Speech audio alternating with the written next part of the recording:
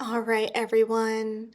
Today I'm going to be talking about Afro-Hispanic identity and resistance. My project is over option one, which is a visual analysis over two dance performances. One is going to be based on a performance that we all actually did an assignment on, and the second one is going to be based on traditional bomba dance, which is a Afro-Puerto Rican performance. All right, so my next slide here is going to be kind of like a biography over the choreographer and the performance itself. So this will kind of just be like the objective view. I'm not going to play the video because we all have seen this performance. But I did choose this performance because it really caught my attention because it made me relate to my Afro-Latin roots.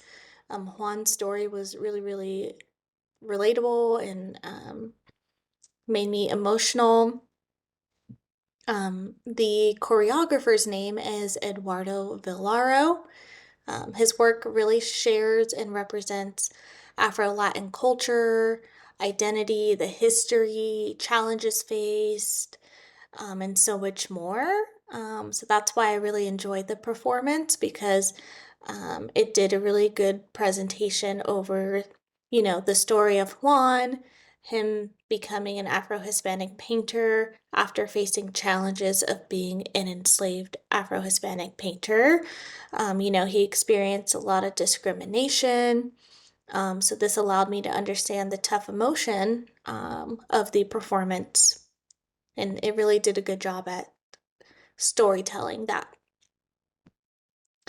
All right, this next slide is going to be kind of more of like my visual and emotional analysis of the performance, so more of like my subjective view.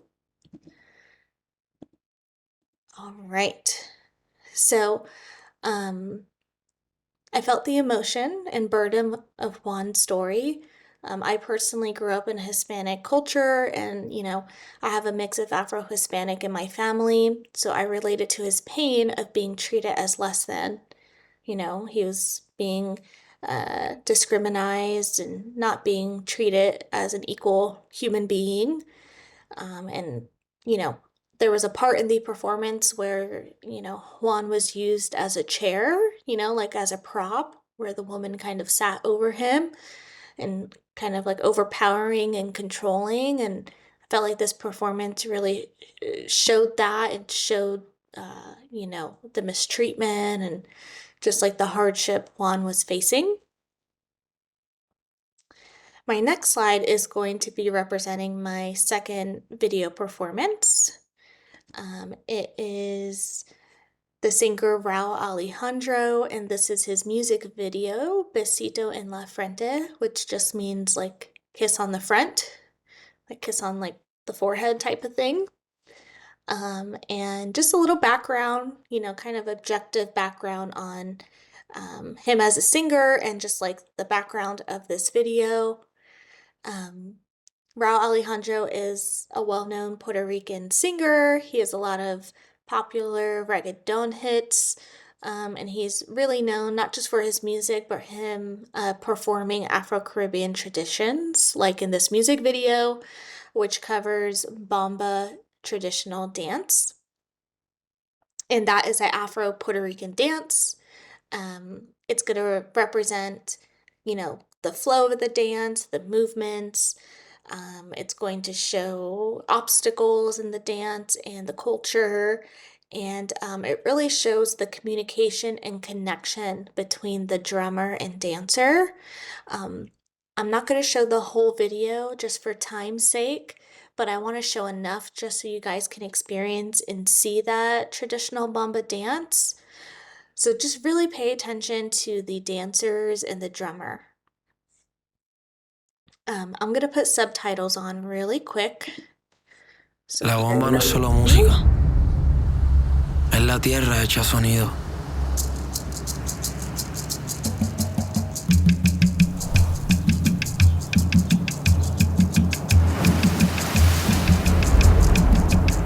sentido que llegó de África y floreció en Puerto Rico.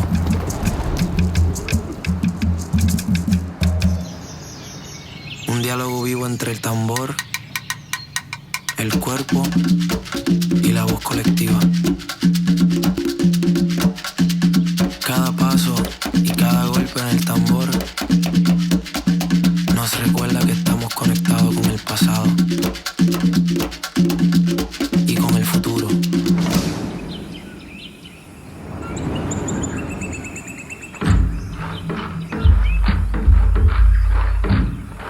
Una tradición nacida de la resistencia, que hoy sigue siendo una celebración de la libertad. Cada pueblo de Puerto Rico expresa la bomba a su manera.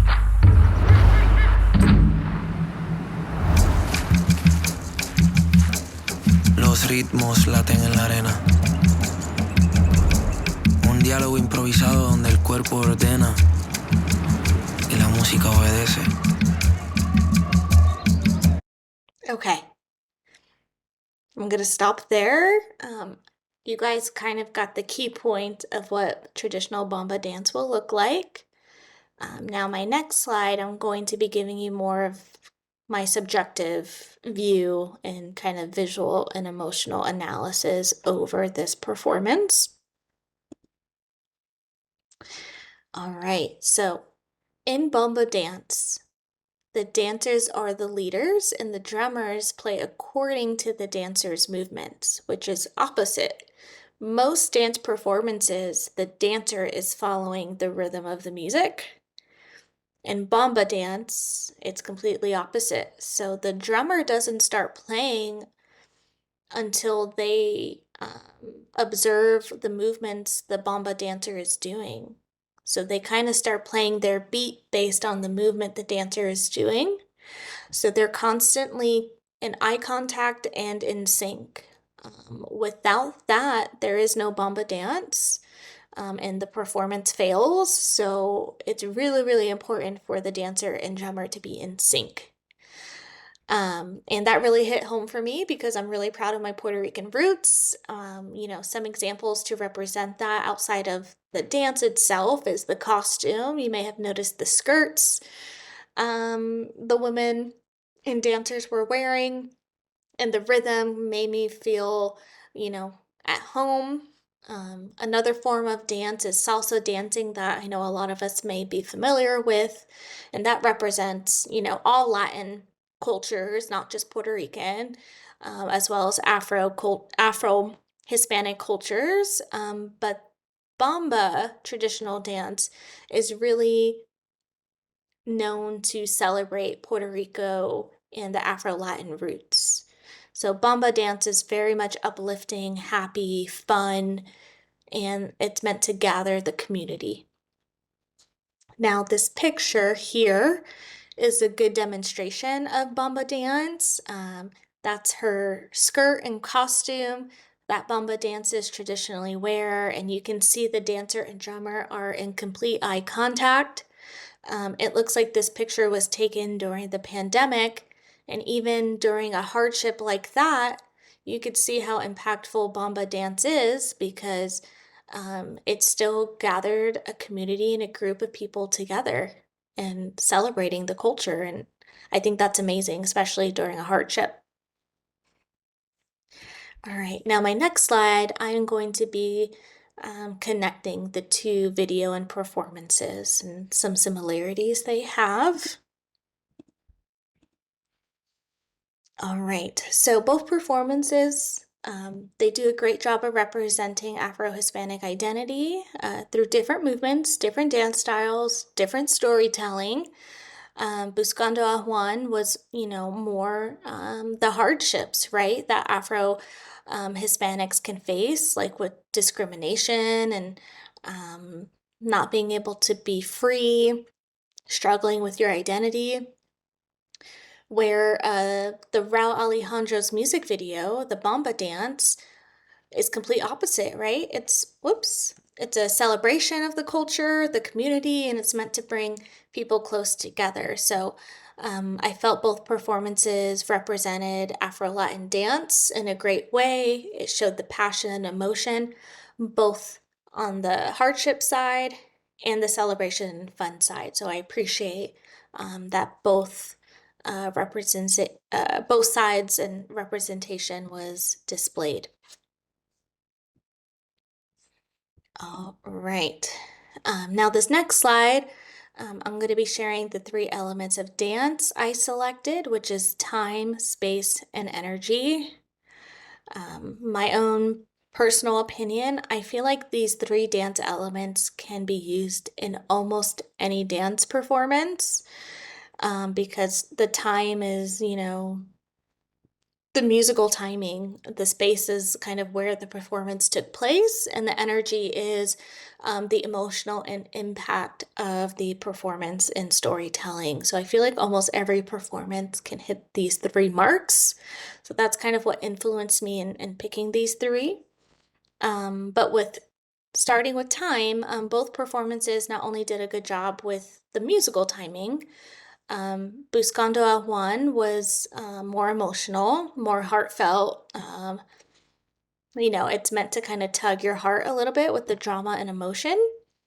And then Besito en la Frente, the bomba dancing music video, was uplifting, right? And fun and dancing and just representing the culture. So um, they both did great timing with that. And the bomba dancing, like I said, the drummer and the dancers are always in sync. So that timing has to be synced together, or else the performance isn't successful. And then space, Buscanda Juan did a really good job at using the whole room the performance was in. The dancers used props, moved all around. The audience was scattered all around. There was people uh, front row pretty much in the performance almost, and then there were people on the second story kind of looking down over the performance. So I felt like no matter where you were standing, you were able to get a good view and experience of the performance and story itself. And then in the music video, if you noticed, they were bomba dancing outside, and that is very much intentional because bomba dancing is meant to bring the community together to celebrate the culture. The best way to do that is to be outside so the more eyes can see you, so the bigger crowd can come to celebrate the culture versus doing it inside like an auditorium or a theater. Not everyone may not be aware that a performance like that is occurring. So I appreciate that they are using the outdoors to freely show the culture, and also the dancers have as much room to roam to show the different rhythm and movements. And then energy, like I said, Buscanda Juan is more emotional, and the bomba performing is um, really showing you the Puerto Rican heritage and just the fun um, celebration people have in the culture. All right. Now I will be talking about not just the dance categories, but the dance styles. I'm going to start with Buscando a Juan. I would describe it as a narrative and a contemporary because not only does it tell a story based on history, um, but it's based on emotion and real stories and facts. These are um, experiences that still happen today, unfortunately. Discrimination is a thing, and I felt that was very spiritual and symbolic, and the whew. I might have to cut this little part out. My Siri decided to go off as I was describing this. Or sexual orientation. That was from Wikipedia. Should Uh, I keep going? no, Siri. I apologize. Siri scared me. Okay. And now Besito en la Frente, that performance, I felt it was complete opposite of Buscando Juan, right? It wasn't meant to be emotional. It's not meant to make you sad or anything like that. It's meant to be uplifting and to make you happy and just learn about the Puerto Rican and Afro-Hispanic culture and just have fun celebrating it. So they both did a really good job in the type of styles and storytelling they were doing. Both performances are very different from one another, but they both represent Afro-Hispanic community, not just through the cultural identity, but through storytelling and through the movement of dance as well. I felt like you're able to kind of feel the impact and the emotion that should be shared during the performance.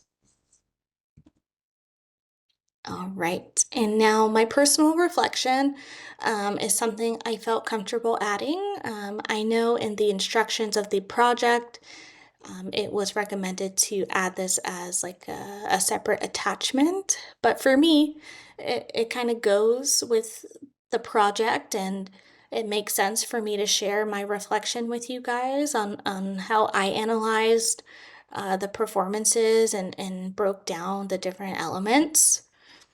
So if it's okay with you, I hope you're comfortable with me sharing that. So I'm going to be covering, you know, why the project interested me, why I created the project, how the project connects to our other class assignments, and what I learned from the project. Um, so both of these performances reminded me that dance is just not entertainment. Dance can storytell, right? Whether it's about history, culture, identity, and so many other type of storytellings out there. So it really made me respect dance in a new light.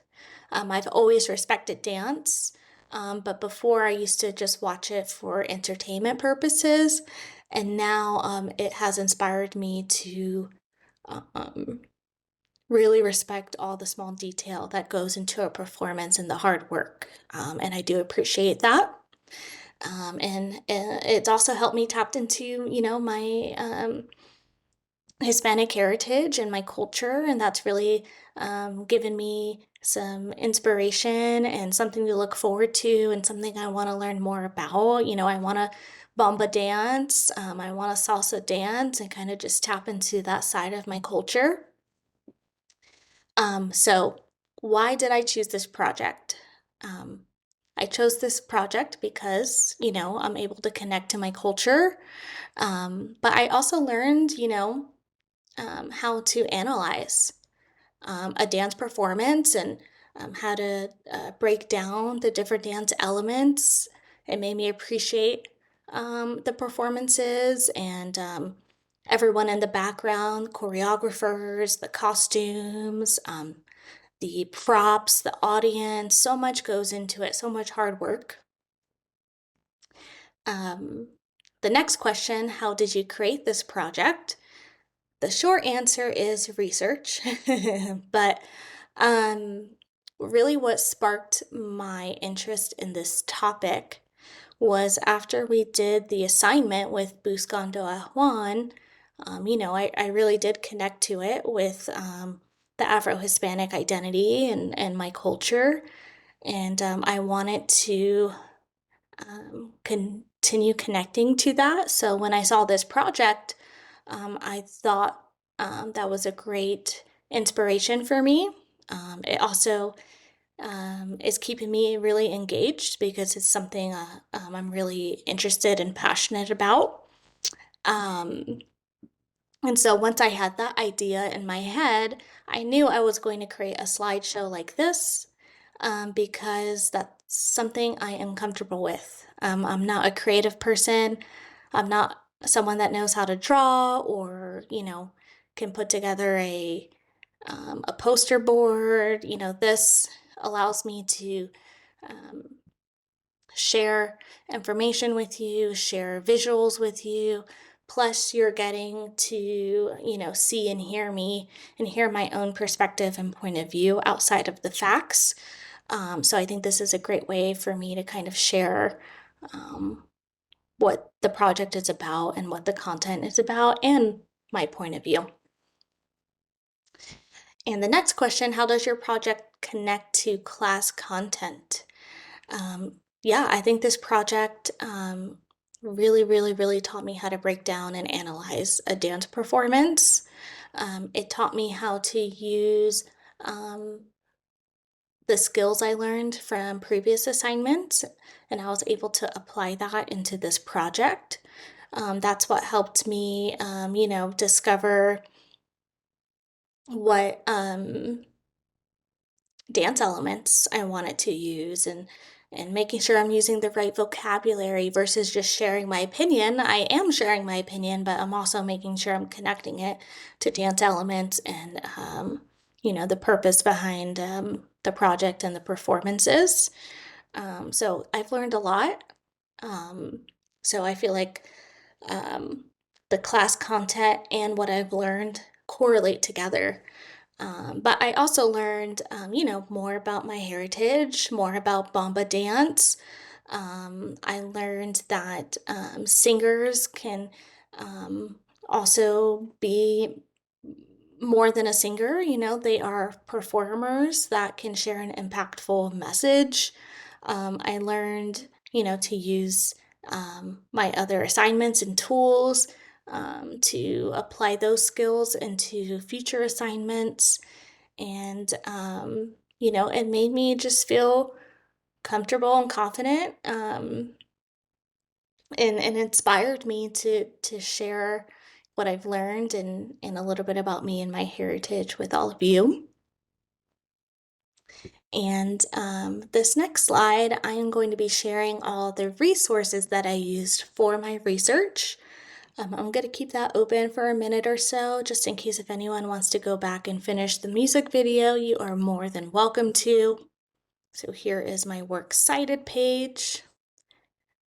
And then after this, I will summarize and wrap up. All right. So just to summarize, the performances I analyzed show how powerful dance can be, especially in a form of cultural and storytelling. Even though these two dances are completely different, they both speak to experience of Afro-Hispanic culture and people, the history and strength. For me personally, this project helped me connect more to my heritage, and it reminded me how dance keeps our history alive, our culture alive, and our storytelling alive. So I appreciate everyone for listening, and I hope you enjoyed learning about the Afro-Hispanic and Latin culture, both pros and cons. Thanks, guys.